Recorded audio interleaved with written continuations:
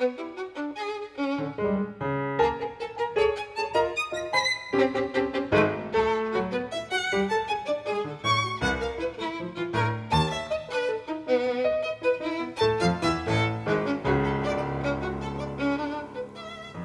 hello and good evening, and welcome to the continuation of Blueprint Houston's series on the Next Million. I'm Joe Webb, and I'm the host of this week's Public Affairs Public Access session. And with us tonight are Tom McCaslin, who is the Director of Housing and Community Development for the City of Houston, and Robert Federline, who is the Senior Director of Real Estate Development for Avenue. And Jim Hill, AIA, who is an architect and urban planner, who is the vice chair of Blueprint Houston.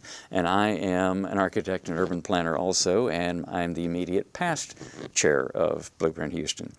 And if you've been with us on these series, our initial session explored holistically several of the factors that will impact how we accommodate the next million people and how that planning is crucial to, our shared future in this city. It's important to all of us. It's important to the health of the city.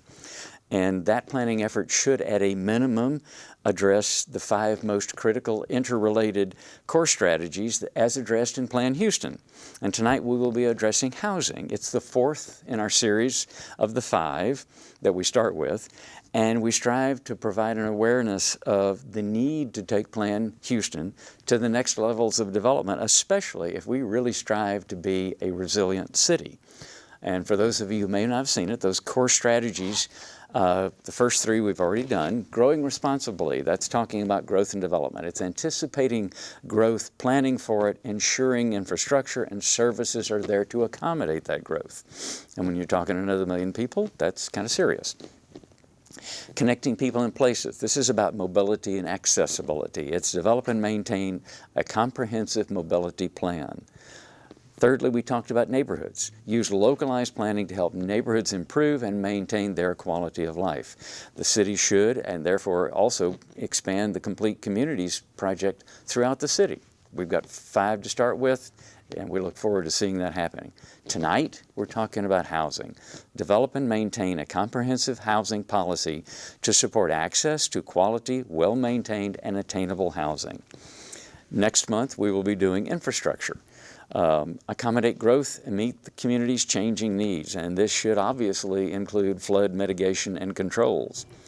And since I have finally learned how to be a decent host, I'm going to remind you, as we discuss tonight, don't hesitate to call in and ask a question. We'll try and get through a talking point, but then get to your question as quickly as we can, and that phone number is 713-807-1794. And now I'm going to throw it to Jim to do a little presentation.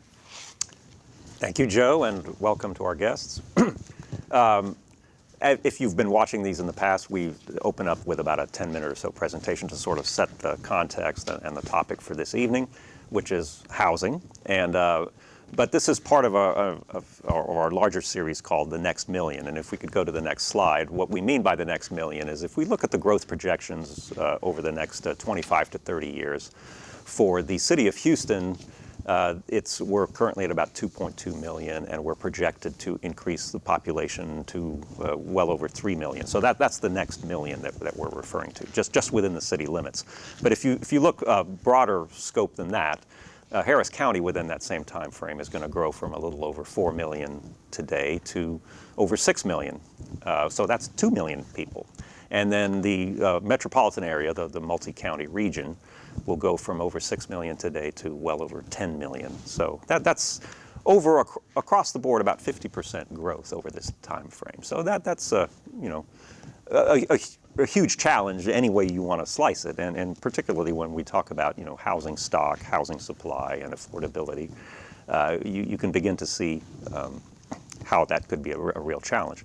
If we could go to the next slide, there are a number of factors that make actually accommodating, just physically and mathematically, trying to get another million people into the city of Houston, is challenging for a number of reasons. One is that essentially we're dealing with a more or less fixed land area. For practical purposes, annexing land into the city has become virtually impossible. So we're kind of stuck with the limits that we have, and most of that's already fairly well developed. Next slide. As we learned in Harvey and several storms before that, a good bit of our available land area is susceptible to flooding, and we probably should be taking some already developed land off the table if we're going to be, perfectly honest with ourselves and reasonable about these things. So there's a further constraint against growth. Then if we go to the next slide, if we look at the way that the city is currently developed, there are a fair number or a fair amount of the city's land area is already more or less fixed in terms of its capabilities. There's quite a bit of public land, park area. There are areas like River Oaks and other, fairly highly protected, deed-restricted areas that are simply not going to grow to any great degree. So that growth is limited to areas like uptown, as you see in the slide here. This is actually River Oaks, kind of in the middle of the image. So you can see the Washington Avenue corridor, Westheimer, where there, a good bit of growth possibility and infill is actually happening. If we go to the next slide, though, this is a very interesting graphic that was prepared by the planning department. And what this shows is recent platting activity, the size of the circle representing the number of lots.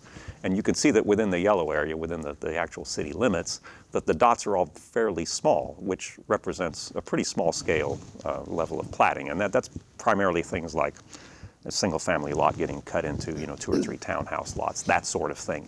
The game of large scale subdividing of raw land is kind of over within the general city limits. But it's happening, as you can see, in the extraterritorial jurisdiction, which corresponds more or less to Harris County. So that's a good bit of the 2 million people that are going to be in Harris County are going to be outside, well, half of them outside the city limits anyway. Next slide shows us. So as this growth happens, we're going to continue to see the conventional suburban growth pattern, subdividing raw land into single-family lots. But there's also a good bit of infill happening. But since we don't have a great degree of planning within the city, some of these projects can be controversial, like for example, the Ashby High Rise, which is a 20-some-odd, 30-story building, I think, within a single-family neighborhood, where it's clearly not a compatible use. But that sort of thing happens in a city like Houston all the time. Next. So it has always been Blueprint. In fact, it's our mission that Blueprint Houston believes that the city of Houston should be much more deliberate about planning for the future. And in fact, we were successful. Our advocacy paid off, and with some funding on our part as well. The city of Houston did prepare and adopt Plan Houston about 3 years ago, which is, I would say, not a full-blown plan, but it's a good start. It is a good outline for a plan, but it needs to continue to be fleshed out and developed. And so our mission has kind of focused on now transition to advocating for the further development of Plan Houston and really fleshing out and implementing some of the policies. Many of them are very good. If we go to the next slide, speaking specifically about housing. Now, I know you can't read this slide, but as an overall goal, fostering an affordable city is one of the core strategies of Plan Houston. And there's a number of actions and strategies that are laid out here, which we'll get into a little bit in some of the discussions. So if we go to the next slide, this is kind of just to start throwing some different ideas out on the table. This is a graphic that shows you what a typical household will pay in terms of its overall percentage of its income. Throughout the country, it varies from between about 55 to 60% of the household income is spent on the combination of housing and transportation. In cities like New York and San Francisco, it's much more biased, where housing is very expensive. That number is much more biased towards the housing part and less to the transportation. In Houston, it's actually the inverse, where we spend about, of the 55% or so, I think, 31% is actually spent on transportation costs. The average household spends more on transportation in Houston than they do on housing, which is about 24% of their income. But across the board, you can see that it's fairly consistent throughout the country.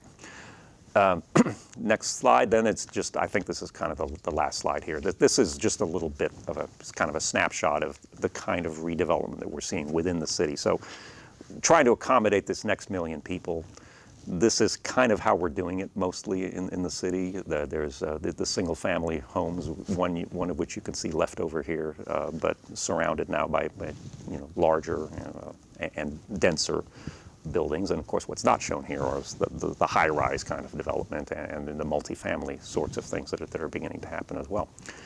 So yeah, certainly there is growth happening here, but in terms of trying to accommodate the next million, we have two guests here.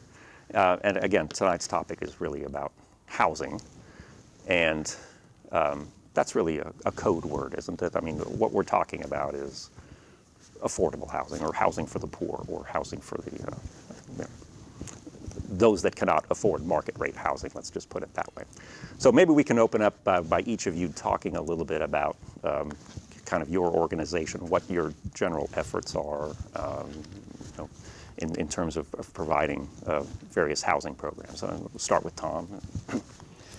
Well, thank you, Jim, and I'm glad you posed the question about housing, because it gets called a lot of different things, and it raises a lot of emotions. Some people love it, some people don't want it close to their neighborhood. But at the end of the day, what we do at the City of Houston's Housing and Community Development Department primarily is work to ensure that we are a city where every resident can afford a home in a community where they can thrive. And it's that affordable home that matters.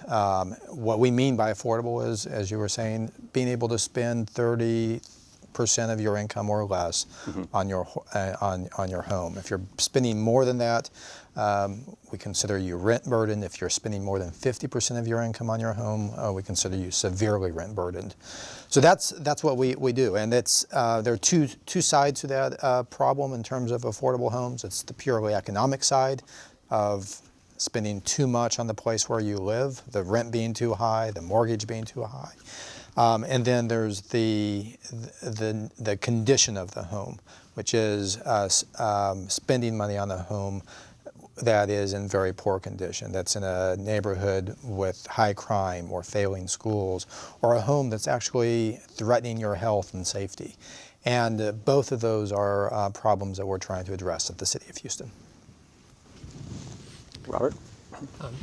I'm with Avenue Community Development Corporation. We're a nonprofit developer of affordable housing. We were started in 1991 by a group in the old 6th Ward area that wanted to preserve affordable housing in that area just to the west of downtown. And we've subsequently grown to, into the 1st Ward, and now we're into the near north side in the North Line area. We are what we call a place-based organization. So we focus on a particular neighborhood, a collection of neighborhoods, and try to develop affordable housing in those particular areas. We develop both single-family housing and multifamily housing, and we've done some senior housing as well. We have about 750 apartment units in our portfolio that we operate and manage, and we've developed over 200 single-family homes over the years for sale to folks at moderate to low incomes. One of our greatest challenges is going forward, the rising costs that are involved in housing, and we're working with a lot of partners like the City of Houston and a lot of foundations here in town and like to try to continue to develop affordable housing. But it's a challenge, but we enjoy the challenge, and we're going to continue doing it for many more years. Well, great. Well, let me kind of try to put this issue in a little bit of context and scale. You mentioned that I think your organization, I believe it was somewhere around 1,000 units since your inception, and I believe the city, your department is, well, that may include the housing authority as well, around 30,000 or so units, was it? Well, we don't own any, and we don't operate any at the city, so through partners like Avenue CDC, New Hope Housing, the Houston Housing Authority, if we count subsidized units throughout the city, we're counting somewhere in that 36 to 40,000 range, but that includes everyone who's working on this area. Okay, so again, to try to put a little bit of scale on this or context to it, I mentioned that the city population was around 2.2 million today, and I believe our poverty rate is around 21%, which calculates to 460,000 or so people. So we're clearly in terms of the need for affordable housing, we're really just scratching the surface, shall we say. And if we expand it beyond just, let's say, poor, I mean, there's also, workforce housing, or whatever the current term of art is, whether we're talking about school teachers or nurses or, police and firefighters and so forth. I mean, people that really cannot afford to live in the neighborhoods that they're serving, particularly if we're talking about neighborhoods like West University Place or Tanglewood or so. I mean, the scale of the problem is really pretty large, isn't it? So, I mean, how do we even begin to address that beyond some of the programs that we're talking about? I mean, are we even prepared to talk about that, or is it? Well, I think one way which we can begin to address it is to develop a comprehensive housing policy. And our organization, Avenue CDC, is part of a larger collection of housing advocates and housing organizations in Houston called the Houston Housing Collaborative. Yeah. We were formed about 2 years ago, and we've been advocating since Mayor Turner came into office for a comprehensive housing plan. And the city, through Tom's department in particular, has a plan to begin to put that comprehensive housing plan together. But really, it begins with developing that comprehensive housing plan, looking at the big picture, like you mentioned, because it is daunting when you think of the challenge that lies ahead of us. But through a comprehensive plan to begin to address the different components of the population and their housing needs, we can begin to comprehensively address the problem. Okay. Well, and coming back around too to where Jim was starting on some of this too is you're both basically representing a traditional approach to housing as most of us know it in every city across the country. Traditional community development, traditional CDC. What are the real challenges? What are the opportunities you see? And especially knowing there are more people, even more people coming, what do you think your possible reach could be? Give us an idea, because you guys are dealing with this every day. So to us, it's understanding what's your biggest problem and what's your biggest opportunity. Well, I think spending the money wisely is the challenge that we have, and spending it in a creative and leveraged way. In a given year, our department receives about $40 to $45 million from the federal government for our activities. And we take that money, send it out to organizations that we work with, like Avenue CDC, so that they can go and do that good work. And they take that, they add other money to it, usually at least double our money, and then build homes. The situation after Harvey has completely changed this. As a result of Harvey, over the next 5 years, we will have $1.15 billion to spend. That is at a scale that we've never seen before. In fact, if you took all of the money that we'd received from the federal government in our department since its inception, we'd still be more. We'd still have more in these next 5 years than we've ever received before. So that's the scale that we have. And as devastating as Harvey was, Harvey really is the opportunity for us to get this right. We are not at Seattle levels or New York City or San Francisco levels.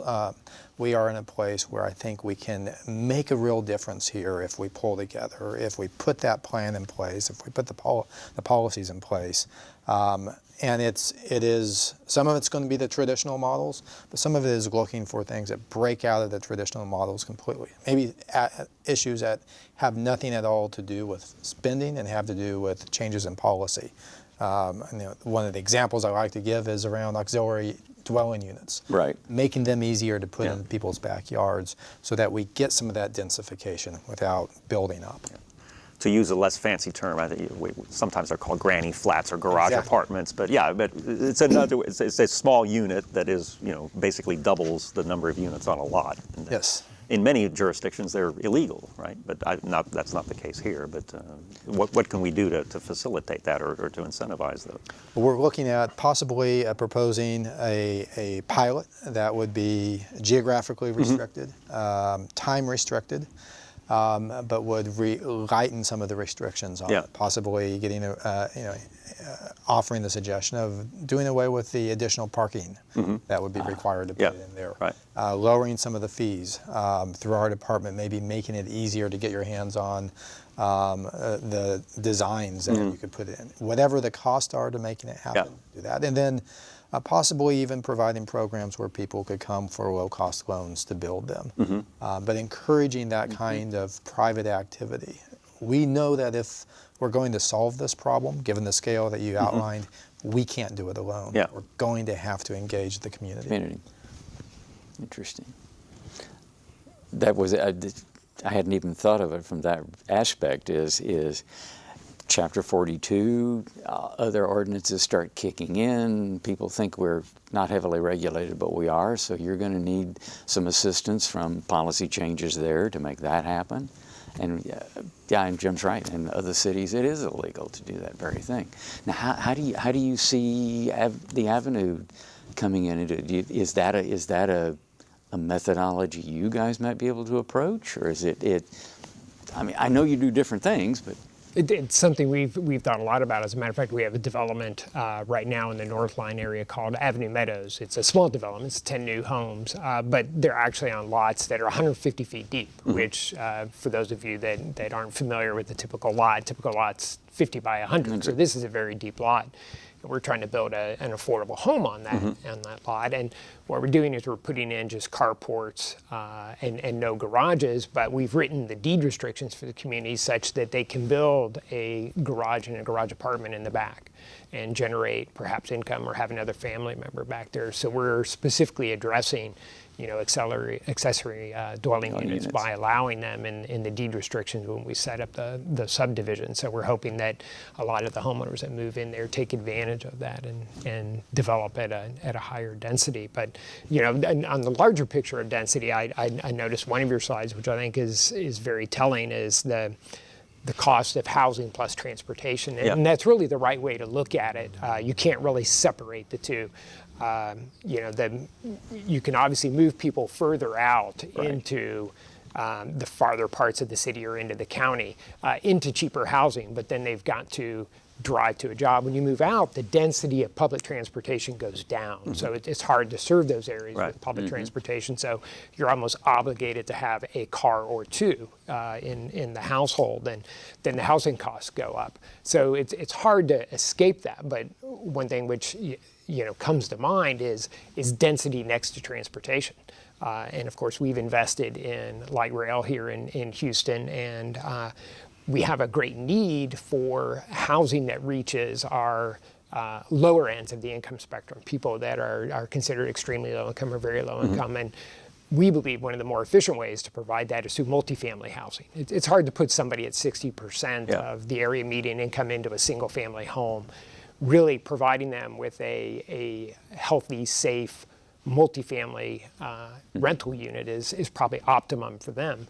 And locating next to transportation helps lower that overall cost of housing and transportation. And I know the city has actually worked with us on one of our developments called Avenue Station, which is on the extension of the Red Line into the near north side, which is our first TOD development. It's a 68-unit apartment complex we built right next to the Quitman stop on the Red Line, with the idea that affordable housing next to transportation reduces their overall costs. And I know the city's got plans with the Harvey money and trying to do more of that, trying to incentivize more development next to our existing public transportation system to lower that overall cost of housing, transportation, and providing the density that we need to address the great shortage of affordable units that we have. And a lot of that shortage is at the 30 and 60% levels of AMI. So it's really a win in a lot of different ways. On this point, Harvey showed us this in some very poignant ways, but when you have a garden-style apartment complex, 2 stories, and it gets flooded, half of your units are gone. If you're a 4 or 5 story building next to a light rail, and you've built it right where your systems aren't there on the first floor, you could get flooded, muck it out. It's not as though it's a walk in the park, but people aren't going to die just because there's some high water there. And that's what we've been pushing for. Tax credits, which we haven't talked about, is another $100 million, potential $100 million subsidy a year coming in. And that has been the source of most of the new affordable housing in our region. 2 years ago, now almost 3 years ago, we didn't get a single new development inside the city of Houston. They were all going to the surrounding area. As a result of some changes, we got, I believe it was 2 last year and 6 this year coming into the city. That's another $60 million of new development that's coming, flowing through the IRS for affordable housing development. And we did it by focusing on, we did in part by focusing on those light rails. It's not, the transportation that Robert was talking about isn't really adequate transportation if that site gets served once every 50 or 60 minutes by a bus that may or may not show up. But if you've got light rail or high frequency bus showing up every 12 to 15 minutes, that's a true transportation option for the people who live there, and that's where we want to see the development moving as we move forward. I was curious with Robert mentioning it and wondering if you guys had looked at the opportunities, because those could be their own high opportunity neighborhood developments, because there's, I think, ultimately something like 70, 80 rail stops once everything's in place. And when you think about it, within quarter mile or less, which is a good walkable distance, you could put a fair amount of people in housing and opportunity there. Plus, you also then start drawing enough mixed use items. You start putting in services, and you start helping grow and work on and enhance a neighborhood. Is that kind of where you guys are headed? You said Quitman, you're right on top of one. Yeah, it's definitely something I think we and a lot of other housing organizations are interested in, and the city's going to continue, I think, to incentivize that through the criteria for supporting projects that they put out on a regular basis. Each year, as Tom mentioned, the low-income housing tax credit program is one of our largest sources for federal dollars in housing. It's what actually funds most of the affordable housing that gets developed these days using government funds. And the city and the state come up with kind of criteria for the projects they want to support, and to the city's credit, Tom has put that particular one near the top of the list in terms of wanting to support development around either light rail or, as he mentioned, high-frequency bus. Yeah. You asked, though, how we're going to do things differently, and I think we have to talk about parking. If you take parking out of, when we're talking about this kind of structure, when you take parking out of the mix, you dramatically reduce the cost of building this. And for example, right now we're funding a development there at Hardy Yards. It's the first stop on the North Line, just after UH Downtown. 350 units, walking distance to the light rail, and it has its own structured parking. And so I think as we build in a transit-oriented development fashion, we're going to have to rethink what kind of parking we need, both for today and what kind of parking we'll need for 5 years from now. And we have our department really focused on, even if we need the parking, maybe it's surface parking, we buy the land with the plan long-term to build on that surface parking. But let's not lock ourselves into the next 30 years of parking that we may not need 10 years from now. And that's been a discussion in several of our sessions. It came up in growth and development, it came up in mobility, because all of a sudden, when you think about it, it's not the highest and best use for a piece of property. And Jim, correct me if I'm wrong, we probably have 5 to 7 parking spaces for each one of us distributed throughout the city. I mean, there's 2.2 million of us. Come on, guys. We have, I mean, I have my own parking space at home. I have basically my own space at the office, and some pro rata share of all the parking at all the malls and, movie theaters and grocery stores and so forth. It's probably 5 or 6 spaces for every car. And every car, I mean, I love my car. I'm not ready to give it up just yet, but I don't live in that kind of city just yet. But I'd love to. The average car spends about 95% of its time parked. It's not really spending a very small percentage of its time actually doing what it's designed to do. And the storage of those cars is both very expensive. It uses a lot of land, and it's unsightly in most cases. So, I mean, we're getting a little bit into the utopian. But I'm glad that this topic of density came up, because and then the mayor has said this himself when he was we presented to him the idea of, well, how do we get another 1 million people in the city, and given that we have all these constraints, well, we have to grow up, not out, is what he said. Well, okay, great, but density is still very much, I would say it's still very much stigmatized in our society. Apartments, people tend to think of garden apartments. Oh yeah, that's kind of for students and low opportunity people or whatever. The notion of luxury apartments and renting by choice is actually a comparatively recent one for our society. I mean, there's still a kind of a great bias towards single family house in the suburbs, et cetera, with even though that's really only the traditional mother, father, kids in school. That's like 30% of all households now. So, and yet that's the kind of housing that we seek to build, and all of our, processes, developers, et cetera, are focused on that. So let's talk a little bit about, how do we promote density, but promote the right kind of density that is actually going to be welcomed in the neighborhoods. It's not going to be, the Ashby high rise, which, so you have to get it in the right places, and it has to be compatible. It has to be fit into the neighborhood very well, and it takes a little more effort, I think, than just simply saying, yeah, let's do high density housing. Anybody want to take that one on? Well, I can tell you at Avenue CDC, we take a comprehensive approach to our housing development. As I mentioned, we're a place-based organization. We work in neighborhoods, and about 10 years ago, we adopted a comprehensive community development model where we engage with the neighborhood, not just on affordable housing, but on an array of issues that concern them, everything from health to education to public safety, and it's really focused on helping them come up with a vision for their neighborhood and empowering them. And I think one way to increase the acceptance of density is to engage in that kind of neighborhood level planning, that engagement where you're actually listening in the neighborhood.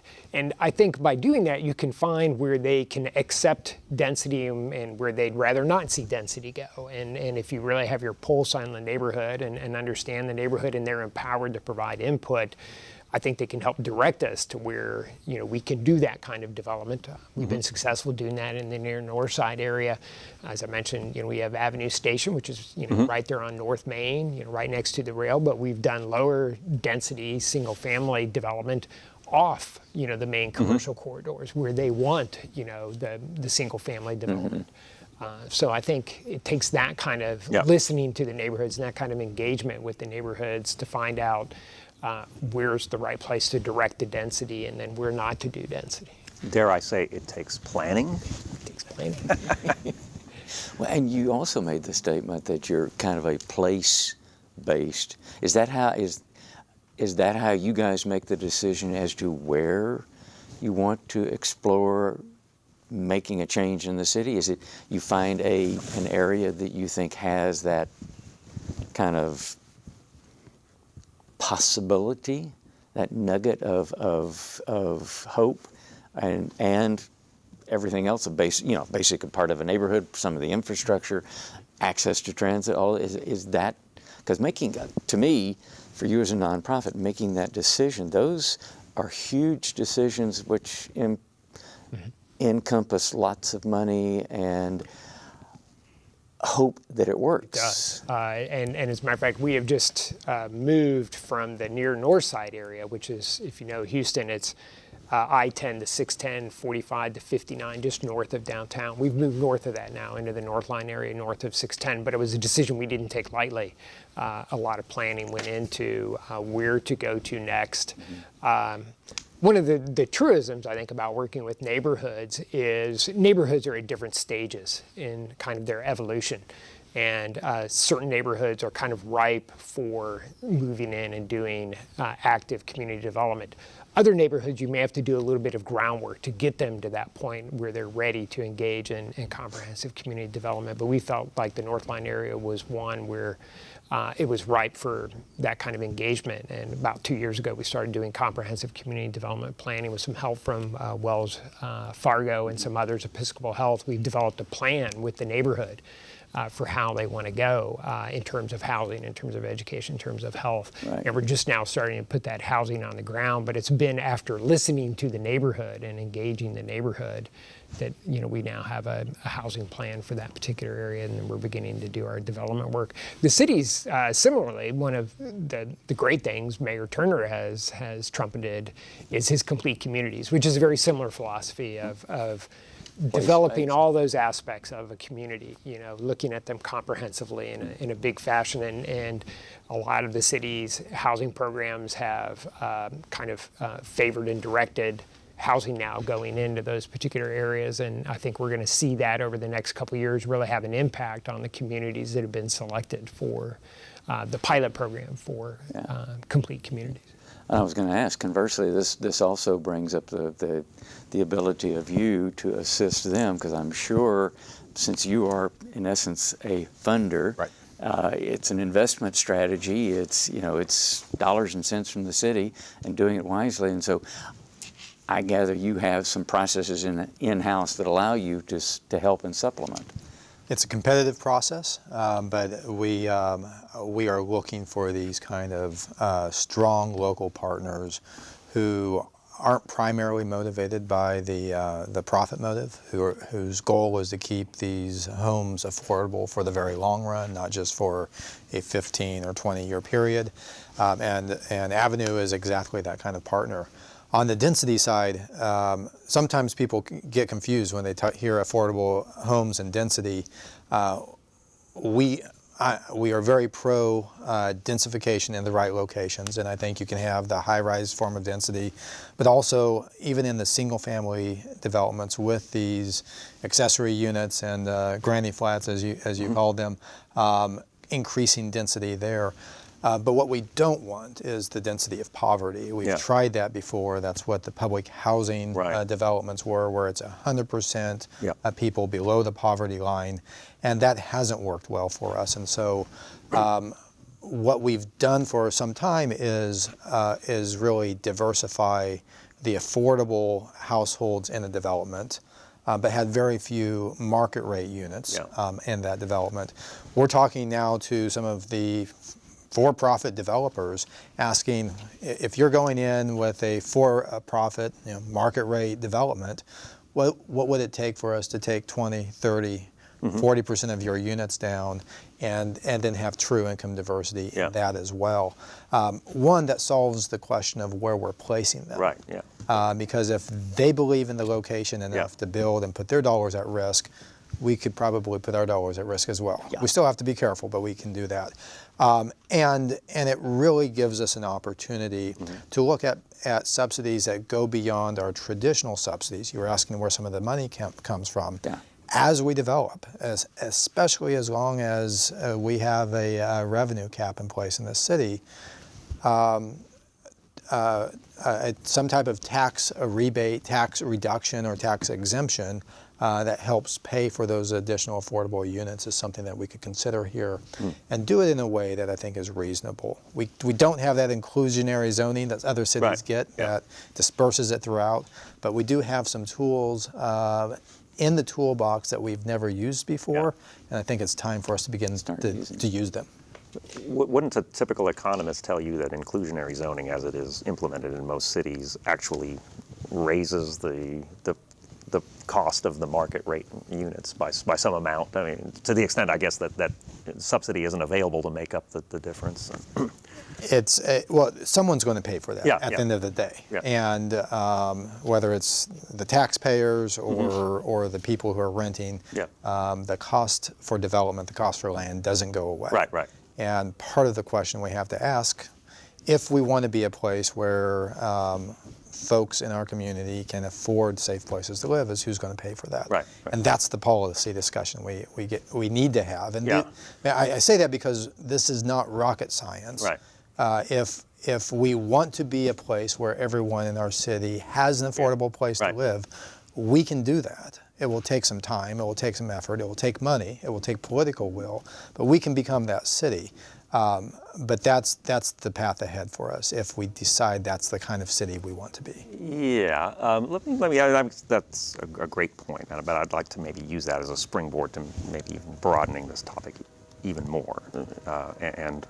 By which I mean, when we talk about the problem of housing affordability, we're for many households there is this, the cost of housing is here and their ability to pay is here, and there are really fundamentally only three ways you can bridge that gap. And what we've been talking about this entire session is really number one, which is you bridge it by subsidy, whether it's in cash or in kind. I mean, it's a direct subsidy. It's money.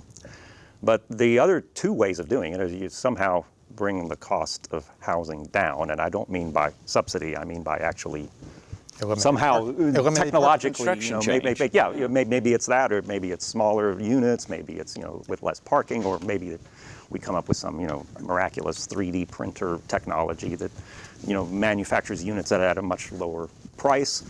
But then the third way is to bring the income level of everybody across the board up, and that's probably the correct answer, but that's not one that is going to be achieved overnight. It's society-wide, it's multi-generational, it's somehow addressing this huge income disparity that we have in this country. Now, that may be beyond where we want to take this discussion, but I thought I would at least throw it out there to...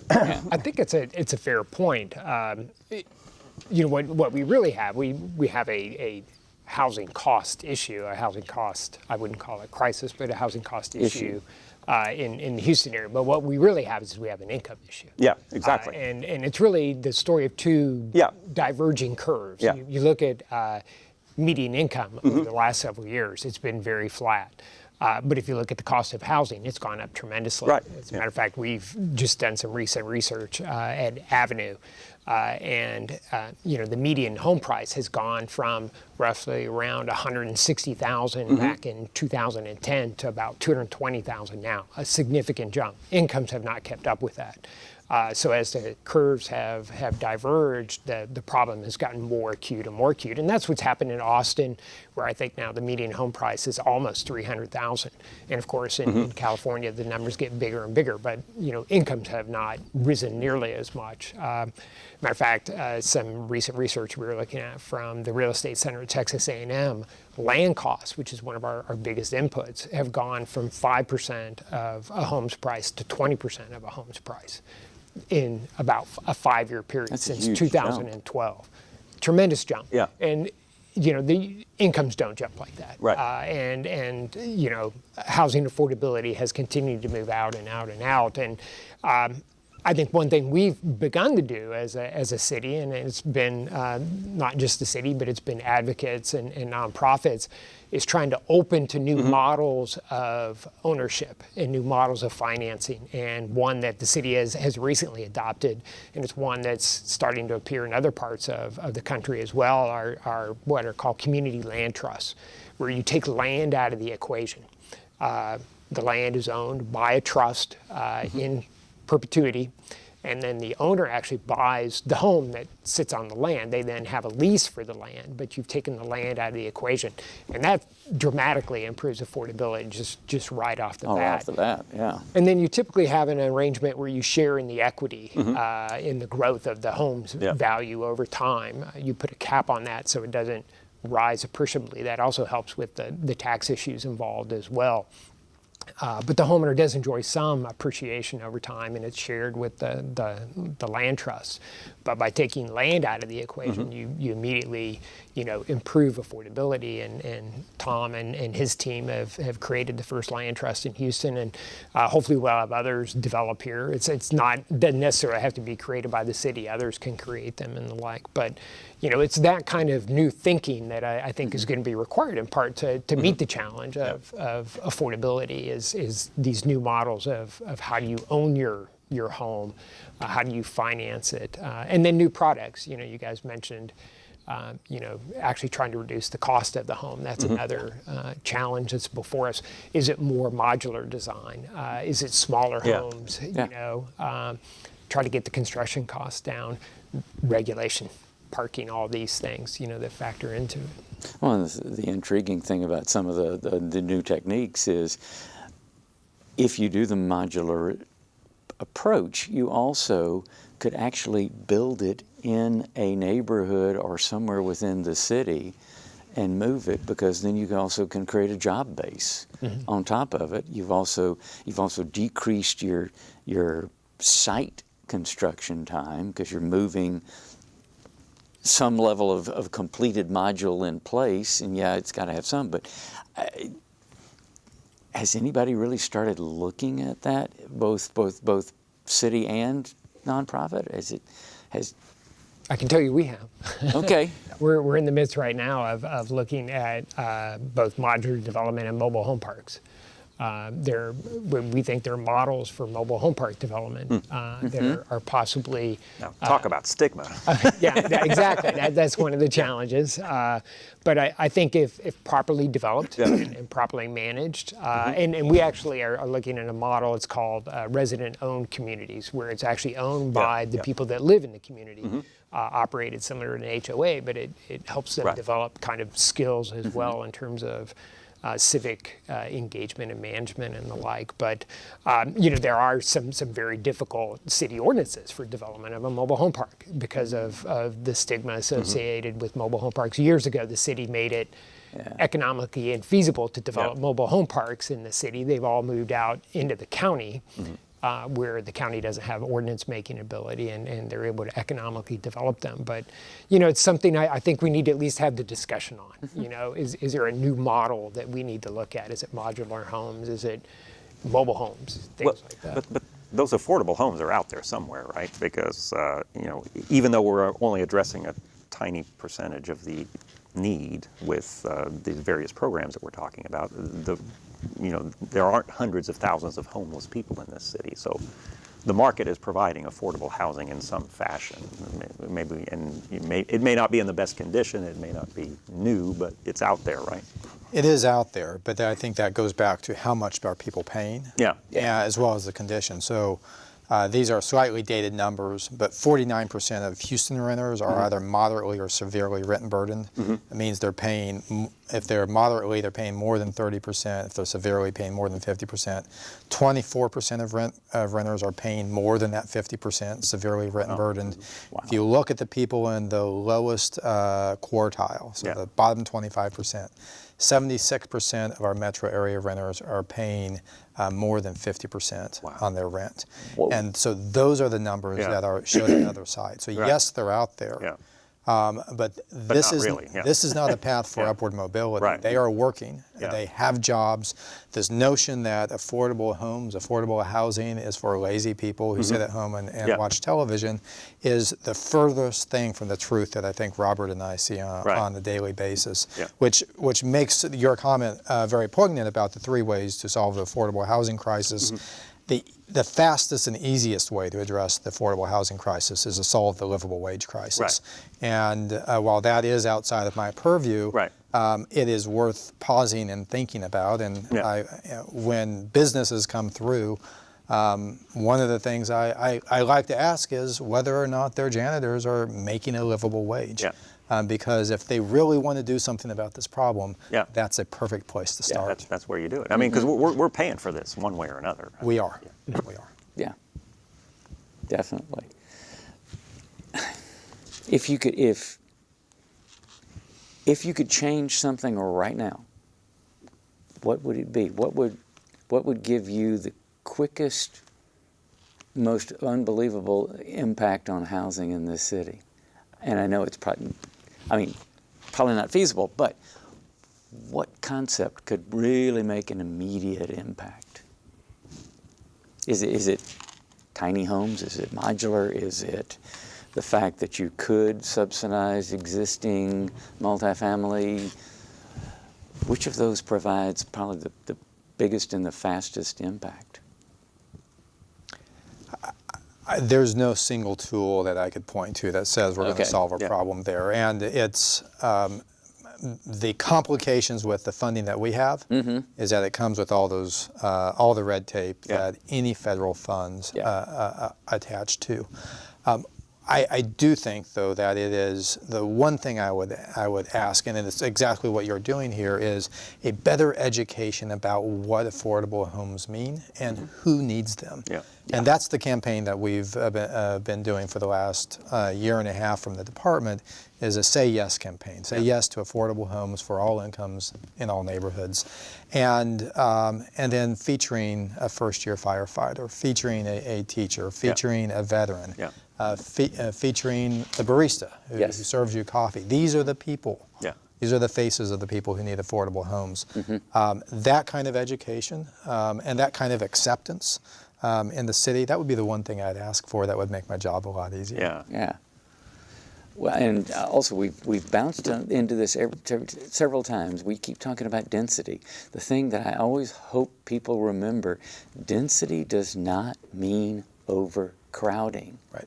Not at all. And I think everybody's automatic perception is that.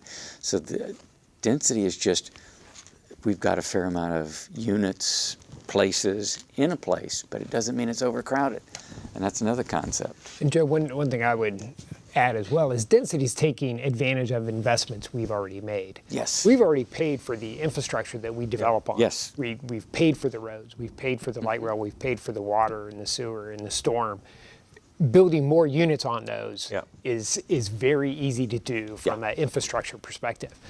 Developing new neighborhoods out in greenfields, you've got to extend the roads, you've got to put in the utilities and the like. Yet that's what happens most of the time, and primarily it's because when something's already developed, it's the problem of land assembly and land cost, of course. But yes, I mean probably the pro forma does work, in many cases because people do it. But for dense housing within Loop 610, for example, at market rate, we're not talking about the teachers and the firemen. We're talking professional. It's probably the upper 10% of the income spectrum.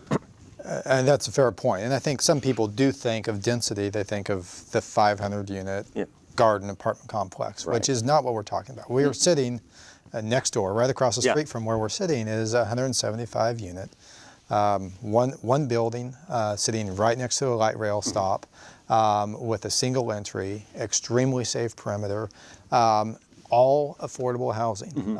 So it is within 610. That's the kind of model that we need, working with the nonprofit who built that. And when people ask me, would I want one of these buildings as my neighbor, I get to say yes, because the one we're sitting across the street from, I'm across the street from that. And so when this building came in and when my neighbors moved in, they made my neighborhood safer because there were more eyes on the street, there were more people walking, there were more people using the light rail, and they were a welcome addition to the neighborhood. And that's, I realize I'm a little biased here, but that has been my experience living next door to a 175 unit affordable housing complex. And it is probably part of the education you're talking about, is understanding there are benefits, like you just talked about. More people, more eyes on the street, more activity, which means the city needs to be ready to respond with more services. And usually, because of what you were talking about, because of developing inside the city, most of that is in place. Usually we've got infrastructure all in place. And I think some of the other thing we're going to need to adjust to is how does the city make those adjustments? Obviously, it's thinking about it long term, and next month we're talking about infrastructure. So we'll be asking those similar questions then. How do they foresee being able to provide? But it's also about how do we